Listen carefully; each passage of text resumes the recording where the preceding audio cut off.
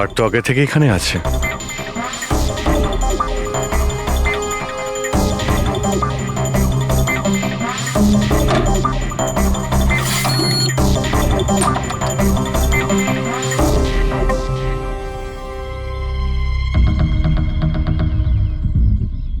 রবি, তুমি এই দরজার লক সিস্টেমটাকে চেক করাও। এইরকম দরজাতে যদি কেউ কার্ড সোয়াইপ করে ভিতরে ঢোকে তাহলে লকের সফটওয়্যার ডেটাতে তার এন্ট্রি রেজিস্টার হয়। খোঁজ নিয়ে দেখো কাল রাত থেকে আজ পর্যন্ত কতজন এখানে এন্ট্রি নিয়েছে। স্যার, একটা কার্ড এখানে পড়ে রয়েছে আর একটা কার্ড ওখানে লাগানো রয়েছে, দুটো কার্ড।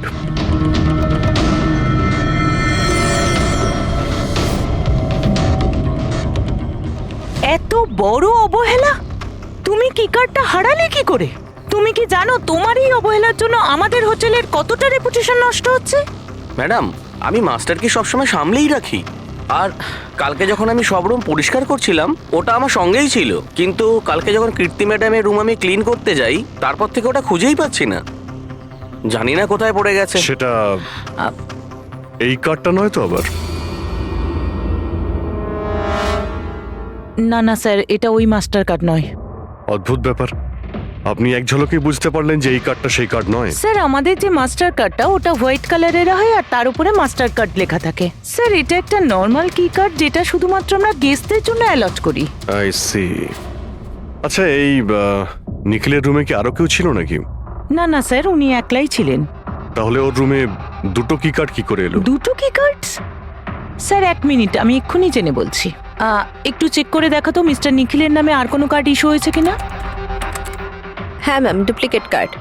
ও ইয়েস, স্যার মনে পড়েছে আমার। কালই মিস্টার নিখিল একটা ডুপ্লিকেট কি কার্ড বানিয়েছিলেন। উনি বলেছিলেন যে ওনার যে অরিজিনাল কি কার্ডটা সেটা নাকি হারিয়ে ফেলেছিলেন। কিন্তু একটা কার্ড তো ওনার রুমের সকেটে লাগানো রয়েছে, আর একটা কার্ড তো রুমের ফ্লোরের মধ্যেই পড়েছিল। বলতে পারবো না স্যার, কিন্তু উনি আমাদের বলেছিলেন ওনার কি কার্ডটা হারিয়ে গেছে। কোনো ব্যাপার না, থ্যাংক ইউ ভেরি মাচ। আচ্ছা, একটা কার্ড থাকা সত্ত্বেও নিখিল ডুপ্লিকেট কার্ডটা কেন বানালো? অভিজিৎ কখনো কখনো ডুপ্লিকেট কার্ড এই জন্যই চায় যে ও চায় যে অন্য কেউ ওর রুমে যাতায়াত করুক। আচ্ছা, এরকম নয় তো যে নিখিলের সাথে কারোর অ্যাফেয়ার চলছে ওর অফিসে কিংবা অন্য কোথাও? হতে পারে ওই চাবিটা ওর গার্লফ্রেন্ডকে দিয়েছিল আর ওর গার্লফ্রেন্ড ওকে মেরে দিয়েছে। স্যার, দরজার লকিং সিস্টেম স্ক্যান করে নিয়েছি। রাত্রে কি কার্ড দুবার সোয়াইপ হয়েছে, একবার 1:30টার সময়, একবার 1:45টার সময়। ওই টাইমেই নিখিলের খুনও হয়েছিল, কিন্তু খুনি রুমে দুবার কেন গেছিল? দুবার নয়, 3 বার। একবার ডুপ্লিকেট কার্ড দিয়ে, একবার মাস্টার কার্ড দিয়ে, আর আরেকবার ওই জানালা দিয়ে যেটা খোলা ছিল। স্যার, আমি সবাইকে জিজ্ঞাসা করে নিয়েছি, আর প্রত্যেকেরই বক্তব্য হলো তারা রাত্রে ঘুমোচ্ছিল।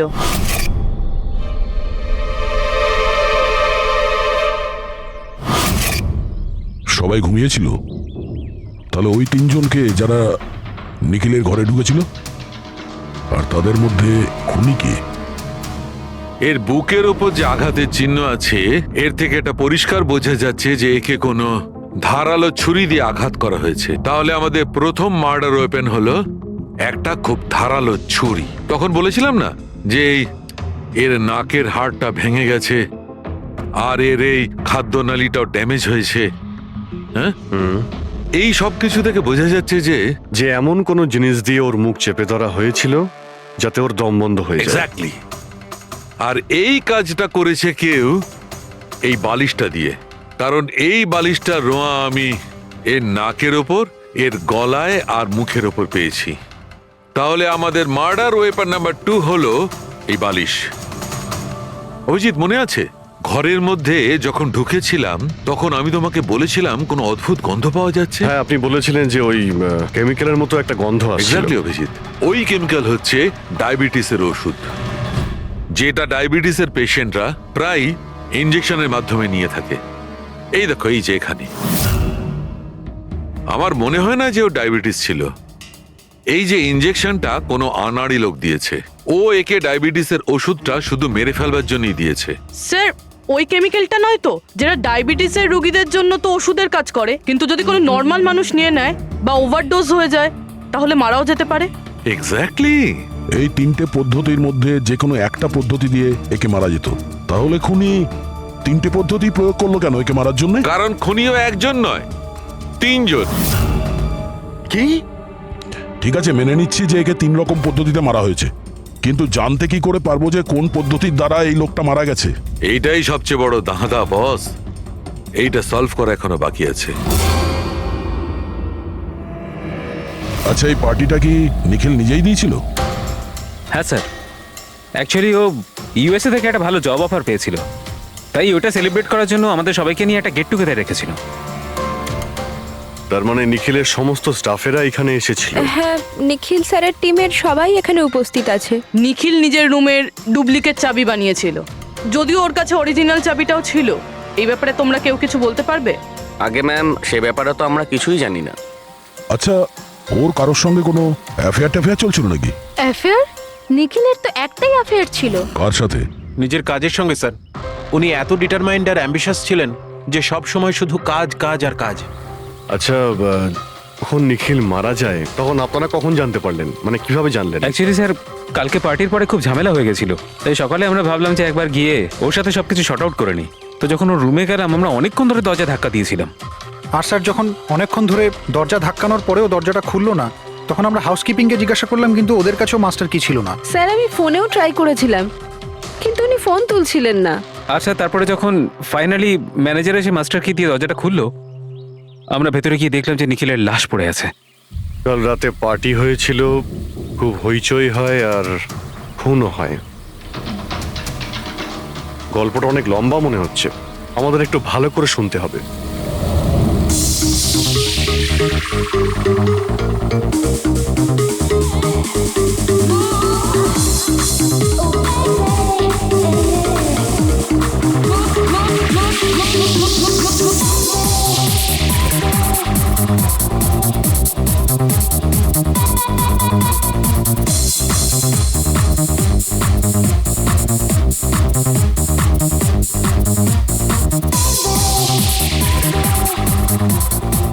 Hey, everyone, I want to raise a toast here. Yay! A toast for the boss. কিন্তু কংগ্রাচুলেশনস ভাই, ভাই এত বড় চাকরি পেয়েছিস ভাই। থ্যাঙ্কস। শুধু থ্যাঙ্কস? আরে তো বল না, কি চাই তোর? আমার আমার আমি আমার অধিকার চাই, যেটা তুই কেড়ে নিয়েছিস, ইনফ্যাক্ট আমাদের সবার। বল দিবি? হ্যাঁ, এই যে তুই ইউএসএর চাকরি নিয়ে তো লাফাচ্ছিস না, এই অপরচুনিটিটা তুই আমাদের সবাইকে ঠকিয়ে পেয়েছিস। এবার তুই লিমিট ক্রস করে যাচ্ছিস। আচ্ছা, লিমিটও নয় নিখিল, তুই লিমিট ক্রস করেছিস, বুঝলি? কি বাজে কথা বলছিস তোরা? বাজে কথা নয়, ও একদম ঠিক বলেছে। তোর ডিলের পেপার ইউএসএ কোম্পানির সঙ্গে আমি দেখেছি। ইউএস এর কোম্পানি নিকিটুনস মানে আমাদের কোম্পানিকে ফান্ড অফার করেছিল, কিন্তু তুই আমাদের সবার পরিশ্রম ব্যবহার করে একাই ক্রেডিট নিতে চাইছিস। মনোজকে মনে আছে? মনোজ গাইজ, কলেজে এর একটা বন্ধু ছিল যার নাম ছিল Manoj. The guy was really intelligent, very intelligent. সে বেচারা নিজে কষ্ট করে কিছু সফটওয়্যার বানিয়েছিল, কিন্তু আমাদের এই মহান বন্ধু ওর বানানো ওই সমস্ত সফটওয়্যারগুলো একটা সফটওয়্যার কোম্পানিতে বিক্রি করে দেয়। কিন্তু ও ছিল সহজ সরল ছেলে, সে এটাকে কিছুতেই মেনে নিতে পারেনি, আর তাই সুইসাইড করে ফেলে। কিছু মনে পড়লো নিখিল? ও, তাহলে এত হিংসা করিস তোরা আমাকে? তাই যদি হয় তাহলে আমার সঙ্গে বিজনেসে এসেছিলি কেন? আছে কোনো উত্তর নেই? আমি বলছি তোকে, কারণ তুই একটা বড় লুজার। আর তুই শুধু একা নয়, তোরা সবাই এক একজন লুজার। পার্টি শেষ, যা এবার বাড়ি যা, গেট লস্ট। আরে আরে তোর পার্টিতে থাকতে গেছে, ফালতু কথা বলে চলে গেল। চল এখান থেকে। আরে ভাই, নিজেকে একটু সামলা, কি করছিস কি? আপনারা সবাই ছিলেন কিভাবে আলাদা আলাদা রুমে? স্যার, সিনিয়র ম্যানেজমেন্টের 4 জন আলাদা আলাদা ঘরে ছিল, মানে আমি, জোসেফ, অরুণ আর ওদিকে নিখিল। বাকিরা 2 জন করে রুম শেয়ার করেছিল। স্যার, একটাতে জয়া আর প্রীতি, একটাতে শারদা আর কীর্তি, আর একটাতে অভয় আর ও। আপনারা আপনাদের রুমে যাওয়ার পরে আর বাইরে বের হননি? কিন্তু পার্টি তো অনেক তাড়াতাড়ি শেষ হয়ে গেছিল না? আর আপনারা ভালো ছেলের মতো সবাই নিজের রুমে গিয়ে শুয়ে পড়েছিলেন? না স্যার, আসলে আমি আর সারদা সারা রাত গল্প করেছিলাম, কারণ পার্টিতে যা কিছু হয়েছিল সেগুলো আমরা ভুলতে পারছিলাম না। হ্যাঁ স্যার, আমরা তো রুমেই ছিলাম আর প্রায় আমরা ভোর 5টা পর্যন্ত গল্প করেছি। স্যার আমার তো কিছু করার ক্ষমতাই ছিল না। আমি তো পার্টি থেকে রুমে ফিরলাম আর শুয়ে পড়লাম, আর তারপর সকালেই আমার চোখ খুলেছিল। ঠিক স্যার, এর অবস্থা তো একটু বেশি খারাপ ছিল। ইনফ্যাক্ট এতটাই খারাপ যে রাতে বারবার উঠে আমাকে চেক করতে হচ্ছিল। স্যার আমি তো তাড়াতাড়ি ঘুমিয়ে পড়েছিলাম, কিন্তু হ্যাঁ ঋদ্ধি রাতে অনলাইন ছিল। হ্যাঁ স্যার, আমি আমার বয়ফ্রেন্ডের সাথে ভিডিও কলে কথা বলছিলাম। ও লন্ডনে থাকে, তাই আমাদের টাইম জোন আলাদা। আমরা প্রায় ভোর 4টে পর্যন্ত কথা বলি। আপনি চাইলে আমার কল লগ চেক করতে পারেন। আর জোসেফ জোসেফ কোথায়? জোসেফ? জোসেফ? ও তো আমার মনে হয় স্যার রাতের পার্টির পর থেকেই উধাও। কি বলতে চাইছো উধাও মানে? স্যার রাতে পার্টিতে ও আমাদের সঙ্গেই ছিল, তারপর আমরা আমাদের রুমে চলে যাই, কিন্তু জানি না স্যার ও যেন কোথায় চলে গেছে। আর স্যার যখন সকালে এইসব হচ্ছিল আমি ওকে ফোনও করেছিলাম, কিন্তু স্যার ওর ফোনটা ঢুকলো না। পরে যখন আমি রিসেপশনে গিয়ে এনকোয়ারি করি তখন জানতে পারি ও রাত্রেই হোটেল থেকে বেরিয়ে গেছে। একটা লোকের খুন হয় আর আরেকটা লোক উধাও, আর এই কথাটা আপনারা এখন আমাদের বলছেন? আপনারা যেতে পারেন, যান।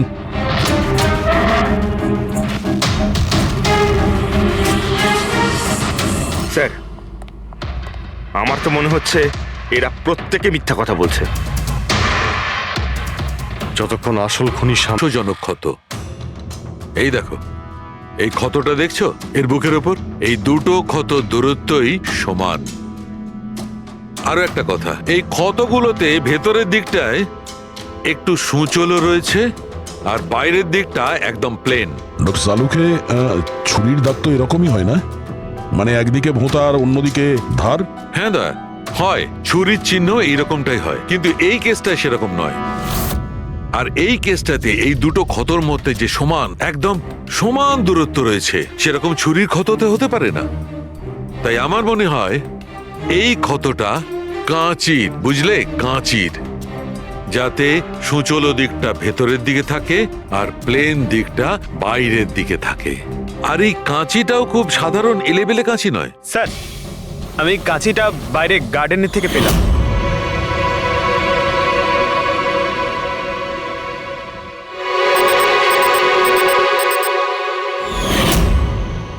এই দেখো। আর স্যার ওর ওপর ব্লাডের ট্রেসেসও আছে। আমি যেমন বলছিলাম সেই রকমই কাঁচি, আর এর উপরে ব্লাডের ট্রেসেসও পাওয়া গেছে। হতে পারে খুনি এই কাঁচি দিয়েই আঘাত করেছে। ইয়েস, আর একটা কথা, যে আঘাত করেছিল সে লেফট হ্যান্ডার ছিল।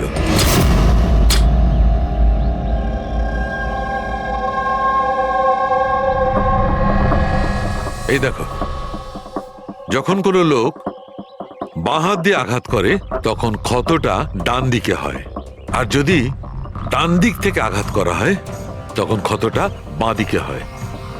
যেহেতু এর ক্ষতটা ডান দিকে হয়েছে, তার মানে আমি নিশ্চিতভাবে বলতে পারি যে আঘাতটা করেছে সে একজন লেফটি, বাঁহাতি। আর একটা কথা, যেই আঘাতটা করুক না কেন সে একজন পুরুষ, কারণ এতবার, এত গভীর ক্ষত, প্রায় 7 ইঞ্চি গভীর ক্ষত, তার জন্য তো খুব শক্তি দরকার। তার মানে খুনি লেফট হ্যান্ডেড, খুব শক্তিশালী লোক। আর তার জুতোর সাইজ 11। চলো, প্রথম খুনির ব্যাপারে কিছু তো জানতে পারা গেল।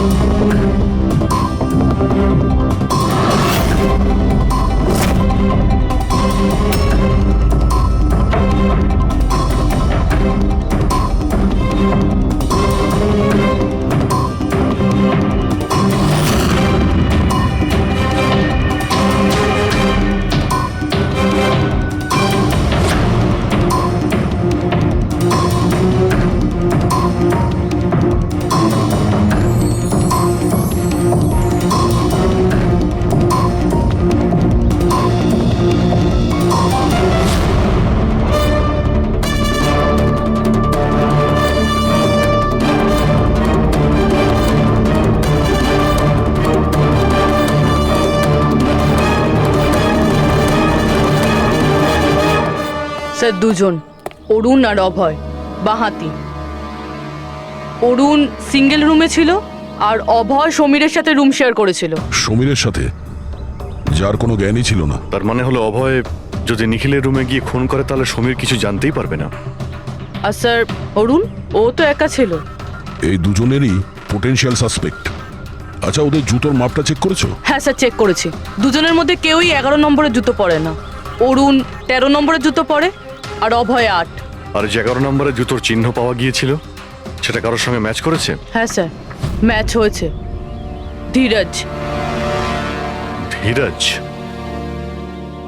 ধীরজও সিঙ্গেল রুমেই ছিল, কিন্তু স্যার ও লেফট হ্যান্ডেড নয়, রাইট হ্যান্ডেড। আচ্ছা, এরকম না তো যে ডক্টর সালুকের কোনো ভুল হয়েছে? মানে আমি বলতে চাইছি খুনি বাঁহাতি নয়। ডক্টর সালুকের সঙ্গে কথা বলার আগে এই ধীরজের সঙ্গে কথা বলি। স্যার, আপনাদের কোথাও একটা ভুল হচ্ছে স্যার। আমি সত্যি ওকে খুন করিনি স্যার। ক্রাইম সিনে আমরা তোমার জুতো ছাপ পেয়েছি। স্যার, এটাও তো হতে পারে যে অন্য কেউ আমার জুতোটা পরে নিয়েছিল। আসলে আমি জুতোটা রুমের বাইরে রেখেছিলাম পলিশ করার জন্য। কিন্তু তুমি রুমের মধ্যে একা ছিলে আর তোমার কাছে তার কোনো পোক্ত প্রমাণও নেই। স্যার, ওই সারদা। সারদা? সারদা কি? স্যার, অ্যাকচুয়ালি ওর আর আমার অ্যাফেয়ার চলছে, কিন্তু কথাটা আমরা এখনই কাউকে জানাতে চাইনি। কিন্তু স্যার, সারদা আমার সঙ্গে আমার রুমেই ছিল। কিন্তু সারদা তো বললো যে ও নিজের ঘরে ছিল কীর্তির সাথে। স্যার, সে তো বাঁচার জন্য ও মিথ্যে বলেছিল। আসলে কীর্তি একমাত্র আছে যে আমাদের সম্পর্কের কথা জানে। ইনফ্যাক্ট কীর্তি আমাদের এনকারেজ করেছিল। ধীরাজ সত্যি বলছে, আমি ওর সাথে ওর রুমেই ছিলাম। স্যার, ওর কথাই যদি ঠিক হয় আর সত্যিই কেউ হয়তো ওর জুতো পরে খুনটা করেছে। হতে পারে। এই ঘাস আর মাটি জুতোর মধ্যে গেল কি করে? এমন কিছু আছে যা আমরা এড়িয়ে যাচ্ছি।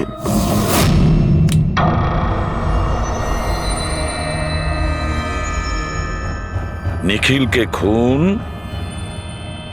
এই অভয় করতে পারে। অভয়? হ্যাঁ। কিভাবে স্যার? একটু ভেবে দেখো পুরবি। অরুণ, যার জুতোর সাইজ 13 নম্বর, এই জন্য অরুণ ধীরাজের জুতো পরতে পারবে না। তার কারণ ধীরাজের জুতোর সাইজ 11। অরুণের পা ধীরাজের পায়ের থেকে বড়। কিন্তু অভয়, যার জুতোর সাইজ 8 নম্বর, মানে যার পা ছোট, সে ধীরাজের জুতো পরতে পারে। অভয় ধীরাজের জুতো নিজের পায়ে পরে নিখিলকে খুন করতে পারে। এবার বাকি থাকলো ওই পায়ের ছাপ। যখন কোনো ছোট পায়ের লোক কোনো বড় পায়ের লোকের জুতো পরে হাঁটে, তখন নিজের শরীরের ব্যালেন্স বজায় রাখার জন্য সে নিজের বডির ভারসাম্য রক্ষা করতে জুতোর সামনের দিকে ভর দেয়। আর এই জন্য ছাপটাও সেরকম হয়। বুঝেছো? তা তোমার জুতোটা একবার পুরবিকে দাও, হেঁটে দেখাও।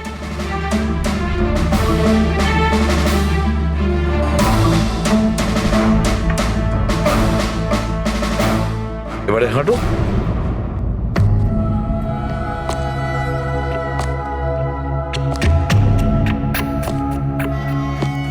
হ্যাঁ স্যার, ব্যালেন্স করার জন্য আমাকে প্রেশারটা সামনে দিতে হচ্ছে। সেই জন্যই আমরা ওখানে যে জুতোর চিহ্ন পেয়েছিলাম সেটা সামনের দিকটায় বসেছিল। মানে 3টে খুনির মধ্যে একটা খুনি হলো অভয়। তার মানে প্রথমে অভয় নিখিলের জানলার লক আটকে দেয়, আর যখন সমীর নেশায় চুর হয়ে ঘুমিয়ে পড়ে,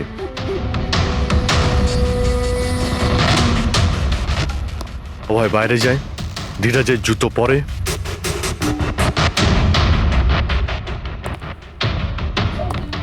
বাগান থেকে কাঁচি নেয়, নিখিলের রুমে যায় আর ওকে খুন করে।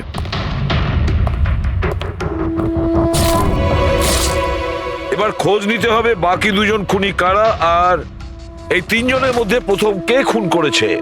বস, এত খুশি হবার কোনো দরকার নেই। এই কেসটা এখনো সলভ হয়নি। মনে আছে নিখিলের 2 জন খুনি এখনো বাকি আছে। হ্যাঁ সালুকে আমি জানি যে আরো 2টো খুনি বাকি আছে, আর তাদেরও তাড়াতাড়ি পাওয়া যাবে। পেয়ে গেছি স্যার, পেয়ে গেছি। ওই জোসেফকে পেয়ে গেছি। এটা সত্যি স্যার, আমি রাত্রে রিসর্ট থেকে চলে গিয়েছিলাম। কারণ স্যার আমার ডায়াবেটিস আছে আর আমাকে সারাদিনে 3 বার ডায়াবেটিসের ইঞ্জেকশন নিতে হয়। আর স্যার আমি যখন রাত্রে ডায়াবেটিসের ইঞ্জেকশন নিতে যাই তখন দেখি মেডিকেল কিটটা রুম থেকে উধাও। তাই স্যার বাধ্য হয়ে ইঞ্জেকশন নিতে আমায় বাড়ি ফিরে যেতে হয়। ভেবেছিলাম সকালেই ফিরে আসব। এর মানেটা কি? তোমার ডায়াবেটিসের কিট উধাও হয়ে গেছিল? মানে স্যার আমি বলতে চাইছি আমরা 2 দিনের জন্য রিসর্টে এসেছিলাম আর আমার প্রয়োজনীয় সমস্ত ওষুধ ওই মেডিকেল কিটের মধ্যেই আমি রেখেছিলাম, ইঞ্জেকশন, সিরিঞ্জ সবকিছু স্যার। সকালে আর দুপুরে ইঞ্জেকশন নিয়েও ছিলাম আমি, কিন্তু যখন রাতে ইঞ্জেকশন নিতে গেলাম তখন দেখলাম কিটটা নেই।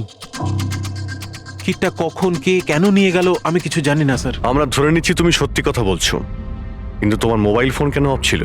স্যার আমার মোবাইলটা ডিসচার্জ হয়ে গিয়েছিল আর চার্জারটা রিসর্টে পড়েছিল। ঠিক আছে, এখনকার মতন যেতে পারো। প্রয়োজন হয়তো আমরা তোমাকে আবার ডাকবো, ঠিক আছে? Okay sir. বস, আমি বলেছিলাম না 3 জনের মধ্যে কোনো একজন নিখিলকে ডায়াবেটিসের ওভারডোজ দিয়েছিল। কিন্তু স্যার এ পার্টি শেষ হতেই বাইরে চলে গিয়েছিল আর সারা রাত্রি বাইরেই ছিল। আমার মনে হয় না যে ও খুন করেছে। এই খুনটা যেই করুক না কেন, কেউ তো একজন ডায়াবেটিসের মেডিসিন চুরি করেছে ওই রুম থেকে। খোঁজ নিয়ে দেখতে হবে কে গিয়েছিল জোসেফের ঘরে আর কে চুরি করেছে এই ওষুধগুলো। কীর্তি, সমীর আর প্রীতি এরা 3 জনই পার্টি শুরুর আগে জোসেফের রুমে গিয়েছিল। আর এই সমীর তো খুব রেগেছিল, নিখিলের ব্যাপারে আজে বাজে কথাও বলছিল। এদের 3 জনের মধ্যে কেউ হবে যারা ওই ডায়াবেটিসের কিট চুরি করেছিল। স্যার, প্রীতি তো হতে পারে না, কারণ সারা রাত ও বয়ফ্রেন্ডের সঙ্গে কথা বলছিল, ভিডিও চ্যাট করছিল। আর স্যার সমীর সেই অবস্থায় ছিলই না যে ওইসব করতে পারবে। কিন্তু তাহলে কীর্তি? কীর্তি তো রুমে একা ছিল স্যার, কারণ সারদা ধীরাজের সঙ্গে ওর রুমেই ছিল। আর স্যার ওই মাস্টার কি কার্ড, হাউসকিপিং লোকেদের কাছ থেকে ওই কার্ডটা কীর্তির ঘর থেকে উধাও হয়েছিল। তাহলে তো এর একটাই মানে দাঁড়ায় যে এই কীর্তি ওই ডায়াবেটিসের মেডিসিন নিখিলকে দিয়েছিল, ওর প্রাণ নিয়েছিল আর পালিয়ে গিয়েছিল ওখান থেকে।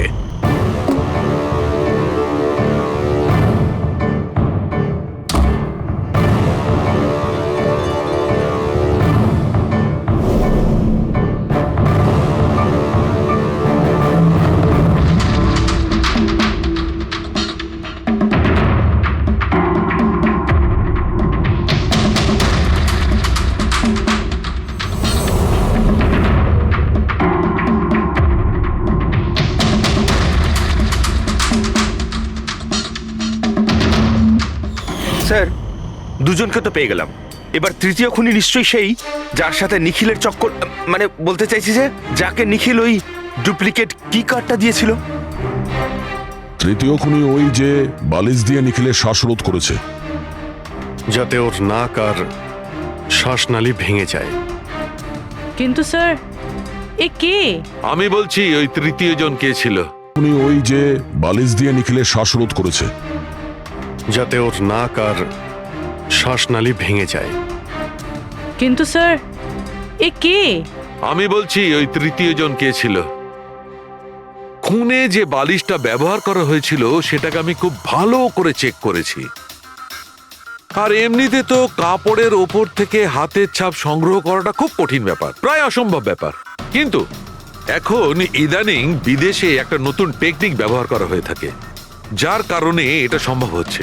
এতে স্বর্ণচুর ব্যবহার করে তারপরে সব ফালতু কথা আমাকে শুনিও না। শুধু এটা বলো যে বালিশের ওপর থেকে ফিঙ্গারপ্রিন্ট পেয়েছো। আমি চেষ্টা করেছিলাম কিন্তু পাইনি। তাহলে এসব গল্প কেন শোনাচ্ছ যখন তুমি কিছুই পাওনি? এটা কে বললো যে আমি কিছু পাইনি? তুমি তো এক্ষুনি বললে। না না, আমি বলেছি ফিঙ্গারপ্রিন্ট পাইনি। আরে এ তো বস, ফিঙ্গারপ্রিন্ট না পাওয়া সত্ত্বেও ওই বালিশ থেকে আমি অনেক কিছু পেয়েছি। এক তো ওই বালিশের ওপর থেকে কারোর হাতের চামড়ার ছোট ছোট টুকরো পেয়েছি, ওটাকে আমি ডিএনএ টেস্টে পাঠিয়েছি। আর ওই বালিশটাকে আমি যখন আরো ভালো করে চেক করলাম তখন আমি ওর ওপর থেকে পেলাম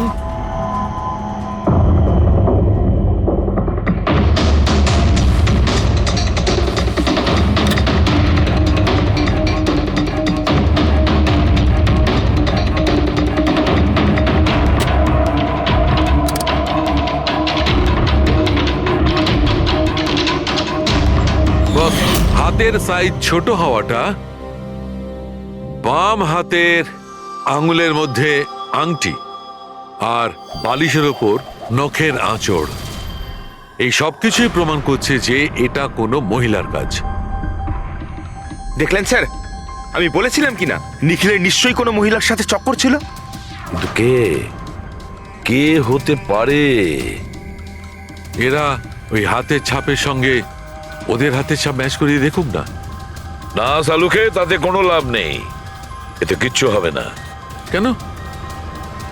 এবার দেখো, এই ধীরাজ সারদার সঙ্গে নিজের রুমে ছিল, জোসেফ ও তো রিসোর্টে ছিলই না, কীর্তি, এই কীর্তি ডায়াবেটিসের ওষুধ দিয়ে নিখিলকে মেরে ফেলে, অভয়, এই অভয় নিখিলকে কাঁচি দিয়ে মেরে ফেলে, কাঁচি দিয়ে। জয়া তো ঘুমিয়েছিল রিসর্টে নিজের রুমে, প্রীতি সারা রাত ভিডিও কলিং এ এনগেজ ছিল, সমীর তো ড্রিঙ্ক করে বেহুশ ছিল। তাহলে এদের মধ্যে বাকি থাকলো অরুণ, যার কাছে কোনো প্রমাণ নেই। ও বলেছে ও একাই নাকি রুমে ছিল। অরুণ? কিন্তু বস, খুনি তো কোনো মহিলা। সেই জন্যই তো সালুকে এদের মধ্যে কারোর হ্যান্ডপ্রিন্ট ম্যাচ করবে না, এদের মধ্যে কারোর হ্যান্ডপ্রিন্ট ম্যাচ করবে না, কারণ খুনি এদের মধ্যে কেউই নয়, এদের মধ্যে কেউই না, অন্য কেউ। আর আমি জানি সে কে।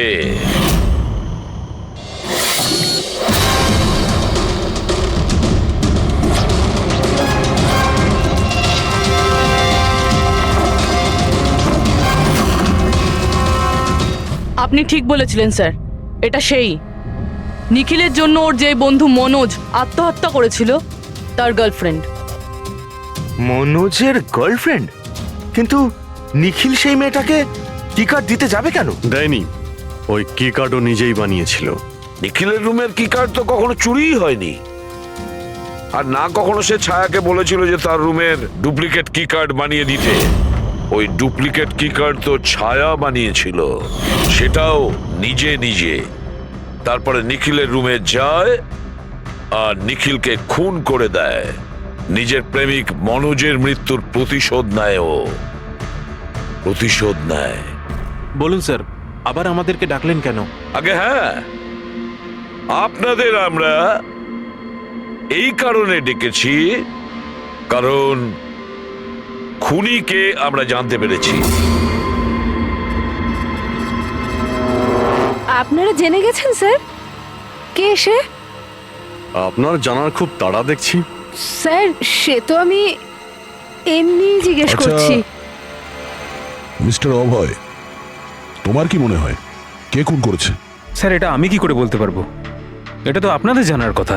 আমরা তো জানি, আপনারাও কিছু আন্দাজ করুন। মিস ছায়া, আপনার কিছু আন্দাজ আছে? সেটা আমি কি করে বলতে পারি? দেখুন প্লিজ, আপনারা তাড়াতাড়ি করুন, আমায় যেতে হবে, জরুরি কাজ আছে। আরে হ্যাঁ, আপনার তো তাড়া রয়েছে। যেমন খুনের রাতে ছিল, নিখিলকে বালিশ দিয়ে খুন করার পরে তাড়াহুড়ো করে ওখান থেকে বেরোনোর সময় আপনি এই ডুপ্লিকেট কার্ডকে ওখানে ভুলে আসেন। মনে পড়ছে কি আপনার? এসব কি বলছেন? কি আমি কেন ওকে খুন করব? আমি তো ওকে চিনি না। অফকোর্স আপনি ওকে চেনেন। আপনারই বয়ফ্রেন্ড কয়েক বছর আগে এই নিখিলের জন্য আত্মহত্যা করেছিল না? তারই প্রতিশোধ নিচ্ছেন তো আপনি? তার মানে আপনারা বলছেন মনোজ ওর বয়ফ্রেন্ড ছিল? গাইজ, কলেজে এর একটা বন্ধু ছিল যার নাম ছিল Manoj. The guy was really intelligent, very intelligent. সে বেচারা নিজে কষ্ট করে কিছু সফটওয়্যার বানিয়েছিল, কিন্তু আমাদের এই মহান বন্ধু ওর বানানো ওই সমস্ত সফটওয়্যারগুলো একটা সফটওয়্যার কোম্পানিতে বিক্রি করে দেয়। সে এটাকে কিছুতেই মেনে নিতে পারেনি, আর তাই সুইসাইড করে ফেলে। তার মানে নিখিলকে খুন ও করেছে? তিনজন নিখিলকে মেরেছে, তিনজন, আর তারা তোমাদের মধ্যেই আছে।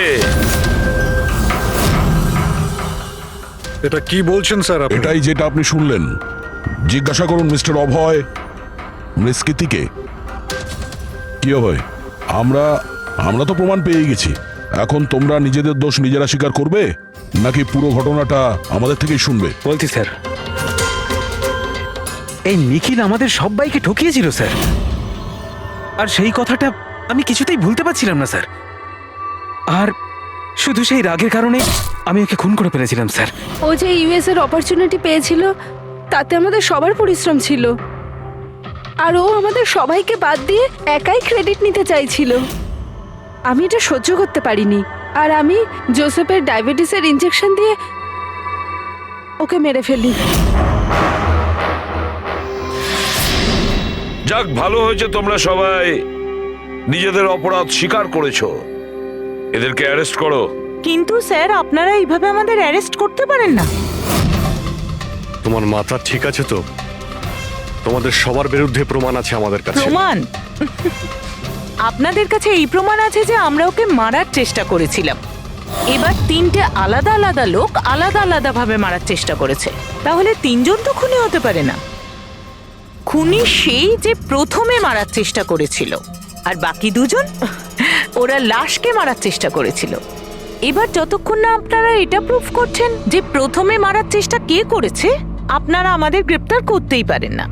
আর যদি গ্রেফতার করেও নেন তাহলে আমাদের বিরুদ্ধে কোনো কেস হবে না, কারণ মৃত ব্যক্তিকে কেউ 3 বার মারতেই পারে না।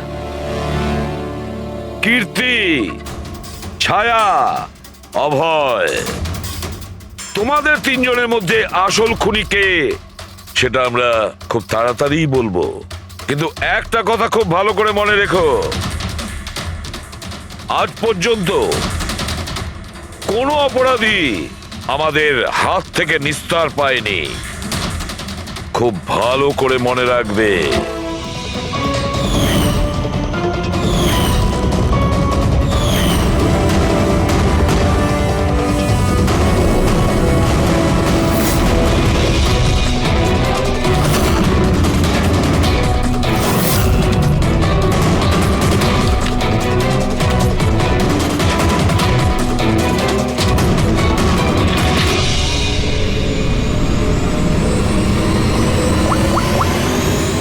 বস,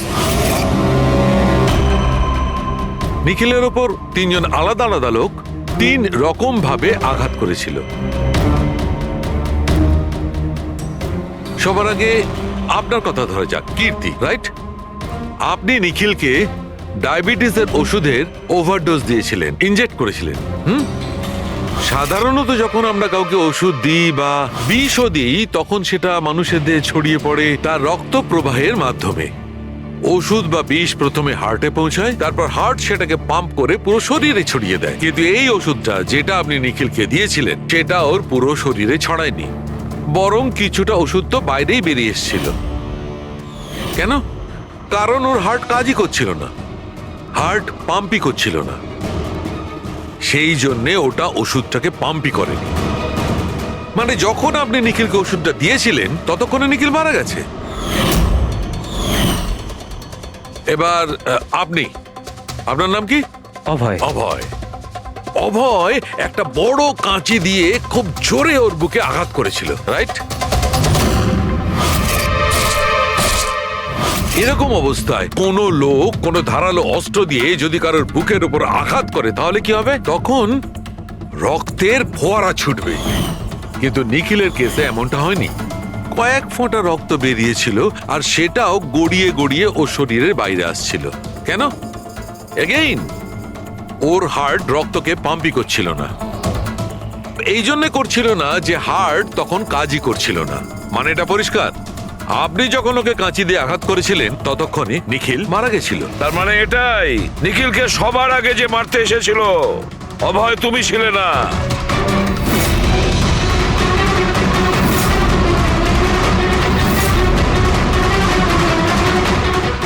আর কীর্তি তুমিও নও। নিখিলকে যে প্রথম মেরেছিল ছায়া, নিখিলের প্রাণ নিয়েছে এই ছায়া। বালিশ দিয়ে ওর মুখ চাপা দিয়ে ওর শ্বাস রোধ করে। কি ছায়া, আর কোনো প্রমাণ চাই তোমার? এবার সবকিছু পরিষ্কার। অভয় আর কীর্তি, তোমাদের খুন করার অপরাধে তোমাদের দুজনের অন্তত 7-8 বছরের জেল অবশ্যই হবে। আর ছায়া, তোমার নিখিলকে খুনের অপরাধে বাকি জীবনটা জেলের গড়াদের পিছনে পচে মরতে হবে।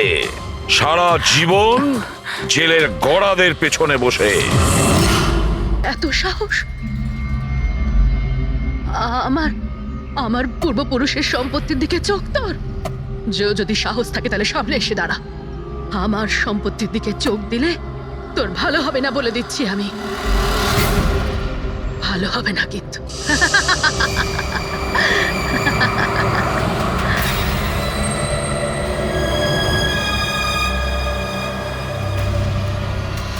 আর এখানে তো কাউকেই দেখতে পাচ্ছি না, কাকে জিজ্ঞেস করবো?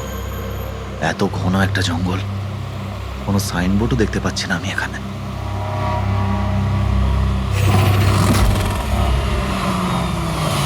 আরে দাদা, এই পিপলিয়া গ্রামের রাস্তাটা এই দিক দিয়ে তো নাকি? আরে শোনো না দাদা, আরে অদ্ভুত লোক তো রে ভাই।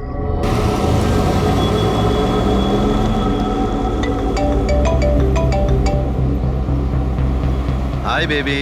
হাই, পৌঁছে গেছো? হ্যাঁ, আর কিছুক্ষণেই পৌঁছে যাব। ডোন্ট টেল মি তুমি এখনো পৌঁছোনি। এত দেরি কেন হলো? আসলে এই জায়গাটা শহর থেকে অনেকটাই দূরে, আর এখানে বেশি লোকজনও দেখতে পাচ্ছি না আমি। Alright, tell me, are you missing me? Of course, এটা আবার জিজ্ঞেস করছো তুমি আমাকে? আচ্ছা, তুমি এক কাজ করো, যা যা ফর্মালিটি আছে তাড়াতাড়ি শেষ করো, নিজের এই কাগজপত্র আর কাজকর্ম সব, আর তারপর হয়তো নেক্সট রাইড থেকে আমিও তোমার সাথে থাকতে পারি। What's it? Great, that's good news.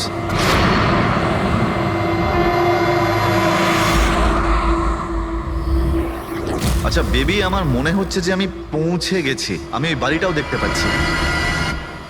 আরে এই গেটটা কেন বন্ধ এখানে?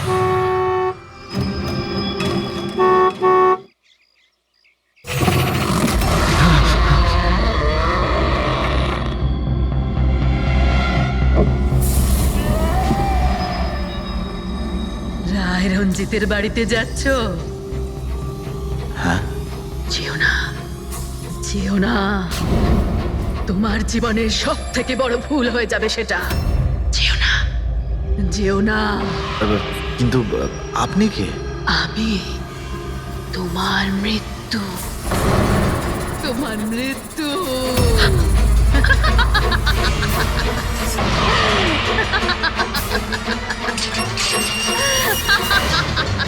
এই বুড়ি, যা যা যা।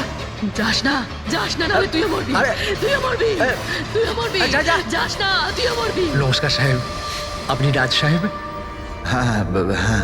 আসুন আসুন আসুন আসুন।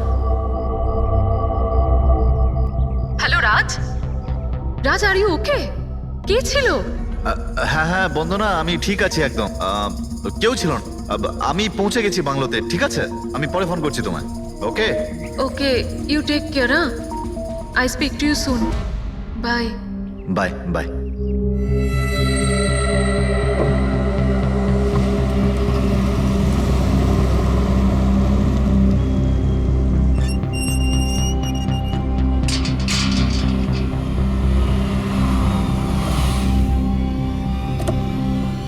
আসুন সাহেব।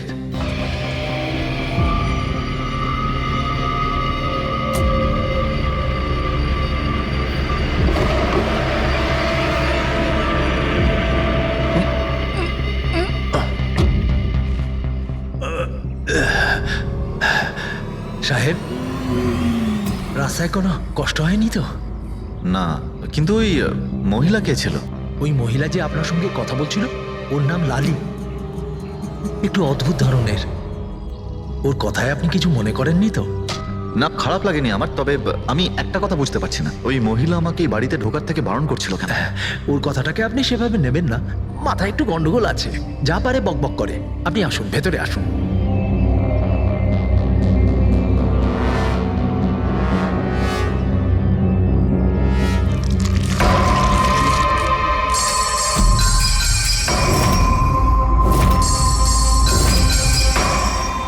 এই লোকটার সঙ্গে তো আমার মাঝ রাস্তায় দেখা হয়েছিল।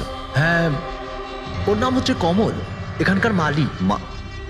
আমরা ভাবলাম আপনি এখানে থাকতে এসেছেন, তো ওই যে বাগানে যেসব রঙিন ফুল আছে সেগুলো যদি ফোটানো যায়। আচ্ছা, আসুন সাহেব।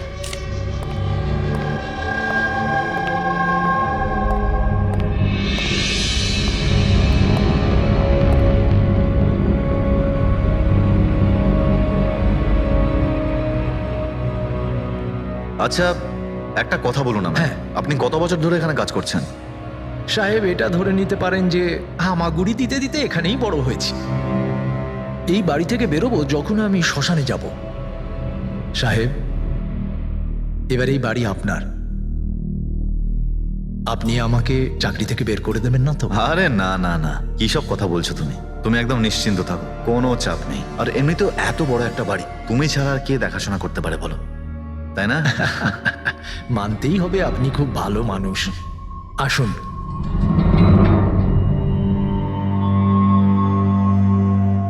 সাহেব, এই হলো আপনার রুম। ওয়াশরুম ওদিকে। আপনি ফ্রেশ হয়ে যান, ততক্ষণ আপনার খাবার ব্যবস্থা করছি। ঠিক আছে। ঠিক আছে সাহেব।